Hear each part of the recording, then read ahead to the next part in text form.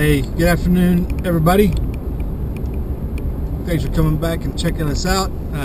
Just a quick lunchtime video discussion.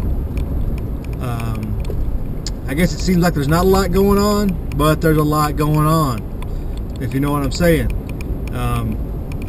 Taking a step back from all the things that are going on and just looking at them from a global perspective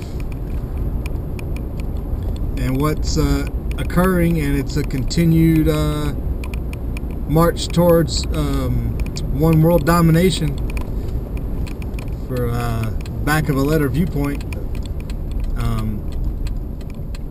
If you look at it as an overview, it's like World War III already started.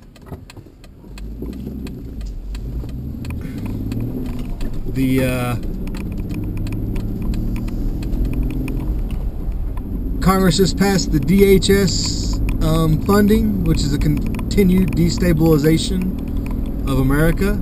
I mean, is there anything else that it would do other than destabilize the culture and economy? I don't think so. It's an undermining of the whole country. And that goes hand in hand with a lot of the other actions that have been going on. States continue to try to scramble and figure out what's going on and look for more ways to stabilize themselves, but that's going to be hard to do when they're primarily funded and supported by the federal government, which means they're primarily funded and stabilized by the central bank. So that's probably not going to occur anytime soon. The states will continue to evolve with the rest of the nation. So that leads you to wonder, in big picture, you know, you got Russia, Ukraine still tipping point. You know, how far is that going to go? And then you got a foreign leader coming to America and speaking in front of Congress, which again further undermines sovereignty of the nation. So, you know, how does it all come apart but come together? How did all these nations dissolve but come together in a one world government? Because that's ultimately the goal, is to control everything economically and politically. So they have to destroy sovereignty at some level, maybe maintain the illusion of sovereignty, or illusion of borders, an illusion of that they're still nation states, but still be able to control them. And they do that economically to a large degree now, and that's with the dollar. They can do a lot of that, but there's still the holdouts, Russia and China in particular, who are resistant to that greatly. But you know, that's further being assessed, I think, right now. They haven't it's all got to happen slowly, otherwise they risk losing control or risk a great uprising, to which it's hard to do an uprising without destabilizing the economy. A destabilized economy makes it easier for an uprising to occur because people become awake faster. So they got to find a way to insert the control grid prior to that, which is probably what's going on right now. You know, you got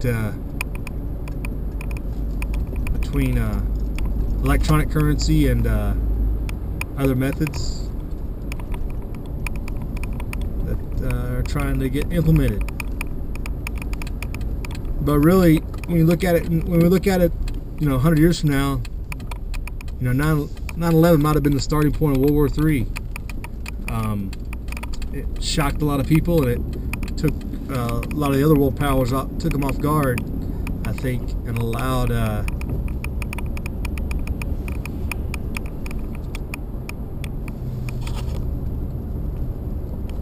the bankers to get further into some areas they hadn't been into, like the former Russian province, Kazakhstan, Kyrgyzstan. A lot of the stands were able to be controlled or come under the thumb of the banking system that hadn't previously been available.